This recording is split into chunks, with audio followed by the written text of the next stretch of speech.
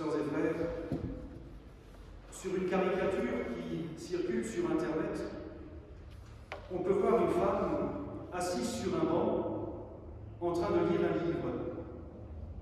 À ses côtés, sa fille qui lit également un livre. Sur le banc d'à côté, on voit une femme qui bidouille son téléphone portable et assise à côté d'elle, sa fille qui fait de même.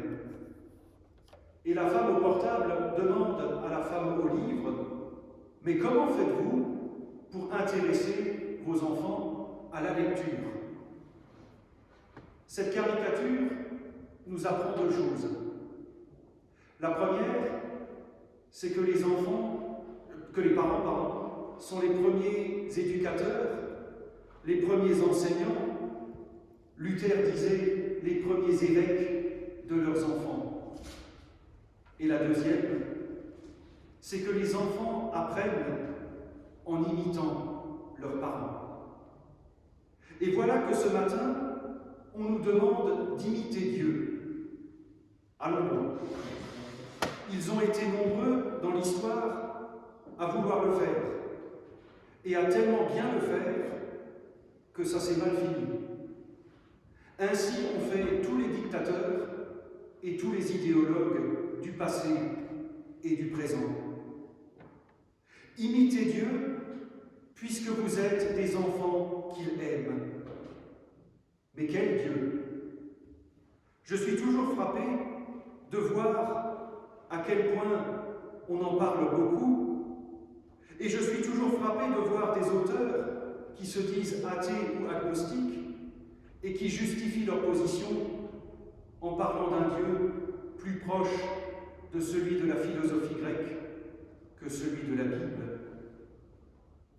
Et cette notion d'imitation pose problème. Quel Dieu imiter, sachant qu'il se révèle pour une bonne part à travers nous, avec le risque de taper à côté? Imiter Dieu, mais d'abord faut-il s'entendre sur lequel. Et contrairement aux enfants de la caricature dont je parlais, Dieu, personne ne l'a jamais vu.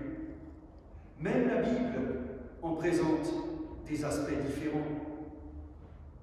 Pour imiter Dieu, il faut aussi regarder à ce que le théologien Gerhard Sigwald appelle l'expérience de base d'une religion ou d'une foi. Dit autrement, qu'est-ce qui est au fondement? Qu'est-ce qui est à la base de la foi? La foi, est-ce simplement adhérer à un ensemble de doctrines et suivre des comportements moraux? La foi, est-ce croire vaguement que quelque part dans le ciel, il y a un bonhomme barbu qui a tout bricolé et qui dirige tout ce qui se passe dans le monde? Mais dans ce cas, qu'y a-t-il encore à imiter? L'antienne de ce dimanche nous dit « Oculi mei semper ad Dominum ». Mes yeux sont sans cesse tournés vers le Seigneur. Une façon de dire que la foi est toujours de l'ordre de la quête. C'est déjà ce que dit la confession de foi. Lorsque nous disons « Je crois en Dieu », cette affirmation, traduite du grec, implique un mouvement. Et cette compréhension de la foi nous dit que le Dieu que nous devons imiter est d'abord un Dieu à chercher, un Dieu en mouvement, un Dieu dont la foi qui lui est accordée est d'ordre spirituel et non un projet politique. Un Dieu dont l'Évangile dit qu'il n'a nulle part où poser la tête. Quant à l'expérience de base de la foi, on peut la résumer en reprenant cette injonction de l'Épître aux Éphésiens.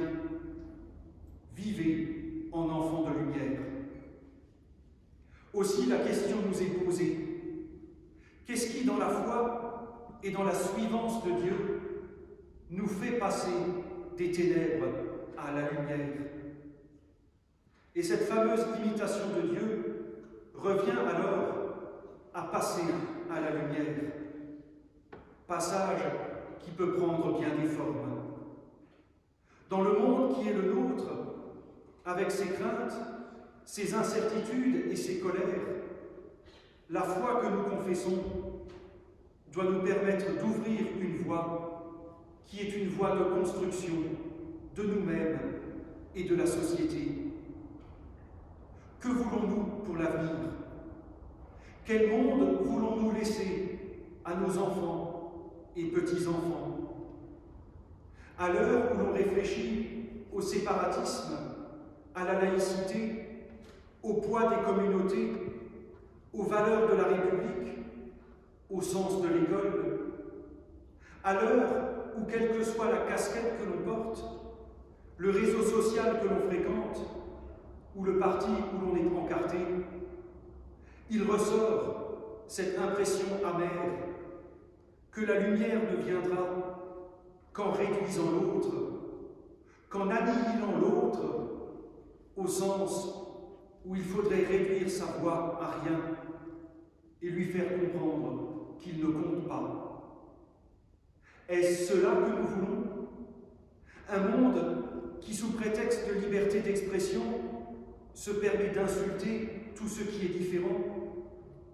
Un monde qui, sous prétexte d'émancipation, crée un pays de 66 millions d'individualisme qui se disent merde les uns aux autres? Un monde qui, sous prétexte d'égalité, veut tout uniformiser et tout standardiser? Un monde où la fraternité devient sélective en fonction des intérêts des uns et des autres? Un monde, au final, sans culture? Autrefois, vous étiez ténèbres, maintenant, vous êtes lumière.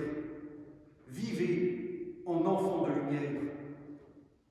Si nous voulons imiter Dieu, ce Dieu qui, à force de dire ses 4 vérités à tout le monde, a fini cloué sur une croix, il nous faut vivre ce passage à la lumière. Et comment? En vivant dans l'amour.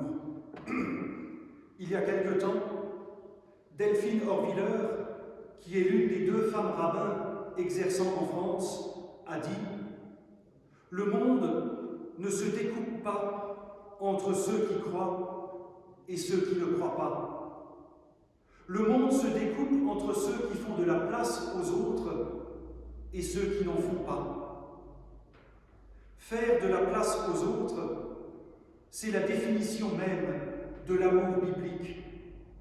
Parce que le Dieu de la Bible est fondamentalement relation. C'est d'ailleurs tout le sens de la Trinité. Aussi, en ces temps de peur, voire parfois de panique, nous sommes appelés à nous tourner vers Dieu, pas pour conjurer le mauvais sort, mais pour ne pas laisser la peur et le désespoir gagner sur nous. Nous sommes appelés à ouvrir des voies nouvelles. Nous sommes appelés aussi, sans négliger les consignes de prudence, à ne pas voir en l'autre un danger, une menace ou un ennemi. La foi que nous confessons nous appelle à passer à la lumière, à vivre dans la lumière, ce qui signifie parfois mettre le doigt sur ce qui ne va pas, dire haut et fort qu'il n'est jamais normal que l'humain passe après l'économie, qu'il n'est pas normal que l'humain soit victime des idéologies, du racisme, de la guerre, du mépris et du mépris ordinaire. Nous sommes, en vivant en enfants de lumière, appelés à devenir disciples, comme l'écrivait l'exégète François Beauvon. Devenus disciples, nous restons dans le monde. La vie chrétienne n'est pas à côté de la vie. Une fois pris dans la suivance, nous allons redéfinir notre relation à nos parents, notre passé, notre présent social, familial, ou professionnelle. Ce réseau ne sera plus déterminé par des processus inconscients, des hérédités contraignantes ou des nécessités sociales, mais deviendra un terrain où nous pourrons et devrons déployer notre liberté, notre affection et notre responsabilité. Amen.